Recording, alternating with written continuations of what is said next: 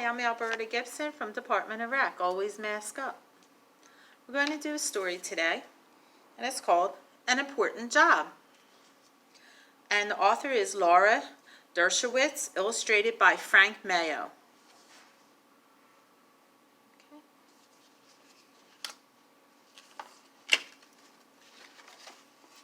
I'm really going to miss this hammock, I said. I doubt it.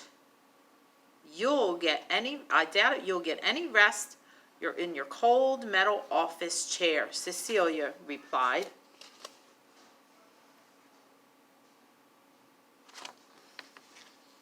My best friend Cecilia and I had planned to spend the summer in the park. But yesterday my mom said I had a different summer in store. They needed help at City Council where she works. She signed me up to volunteer for 2 whole months. Politics is so boring, Cecilia, I said. I know, she replied.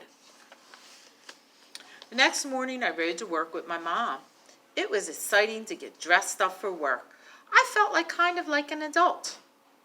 The fun ended though. I arrived at the office. I crammed my lunch into a tiny refrigerator and we went to work on my first task, filing papers. Some of the papers had coffee stains. One actually reminded me of a tulip, which made me think about all the flowers at the park. I wished I were there with Cecilia. Time to show you around, Brenda, a woman said, disturbing my daydreams. She introduced me to some other council members. I learned that Matt worked on the tax policies.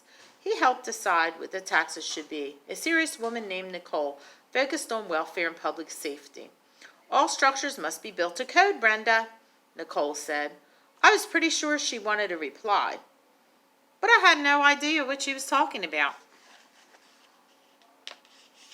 That night at dinner, pleading insistently with my mom, I said, please don't make me work there all summer. Brenda, think about how lucky you are. This job will teach you the power of politics, she said. I was sulking like a little kid but didn't care. If politics is so powerful, why is it so boring? I asked finally, who wants to sit around all day to decide whether to add a penny to the price of a gallon of milk? Who cares? Why did you go into politics, Mom? I asked. I felt a sense of duty to help my community, she said. Why didn't you become a firefighter or something else exciting? How can sitting in an office help the community? What do you think funds the fire department, Brenda? Mom went on. Working for the city council lets me help the town in a great number of ways, you know. The council's work even affects you. Unconvinced, I said, I guess.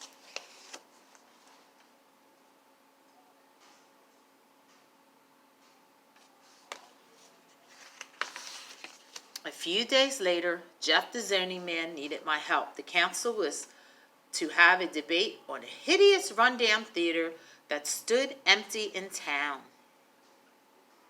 As we set up the chairs for the meeting, he told me the conservationists wanted to preserve the theater as a historical landmark.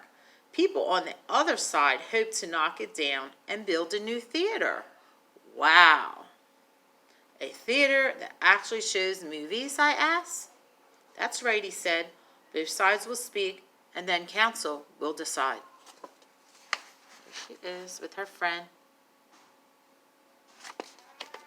Cecilia and I had always wanted more interesting things to do in our town. The movie theater excited me. I decided to attend the meeting. It's tonight after work, Jeff warned. You will have to give up your free time.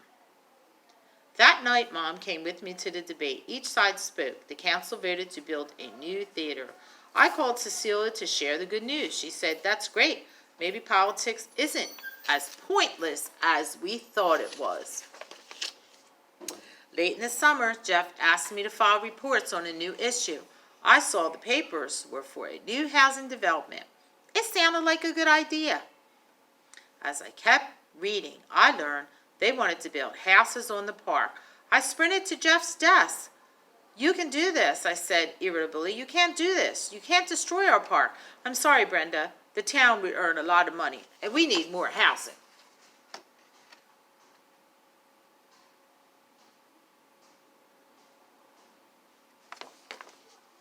I wanted to fight this plan. I designed a poster. I announced to my parents, "I am going to hang it above my desk at work." "Brenda," Mom said, "do you think hanging a poster is the best approach?" My mom was right. I had to use political methods. The debate was next week. I had to go door to door to convince as many people as possible to stand up for the cause. If necessary, I would speak in front of the council myself. Cecilia and I began knocking on our neighbors' doors, using them to attend the debate and support the park. But the night before the meeting, Cecilia and I were exhausted, as was my mom, who had helped us. "I never thought you'd be so passionate about politics," my mom said, smiling. "You seemed so bored at first." "Oh, no time for chatting, Mom. Debate's tomorrow. Can you listen again while I practice my speech?"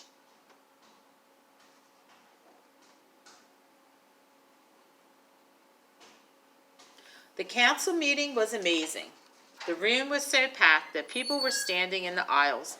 My older neighbors spoke of their memories of the park.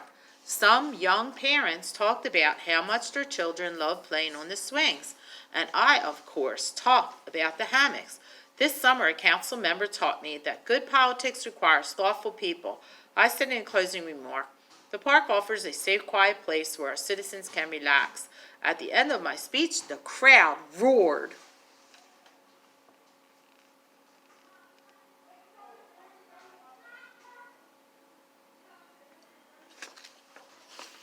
The next morning, Jeff and my mom broke the news. The council had been impressed. However, they decided to build the new houses on the park side anyway. I'm sure my mouth was gaping. Trying to remain calm, I asked, "Why?" Jeff explained that it came down to raising money for the community's other programs and the need for more housing. We realized that many people love the park, but the council's duty was to help the community.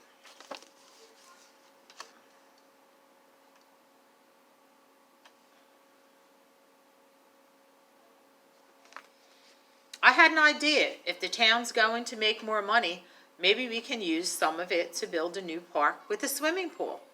"Perhaps," said Jeff, smiling. "You've got a mind for politics, Brenda." A few days later, Cecilia and I swung in the hammocks. "I'm going to keep volunteering at City Council when school starts," I said. "There is so much work to be done. Maybe I'll become a town mayor someday." Cecilia replied, laughing, "Maybe you should run for class president first." And that's the end. I hope you enjoyed it. And peace, love, and happiness. Make it count. Make it great. I know you can. Bye for now.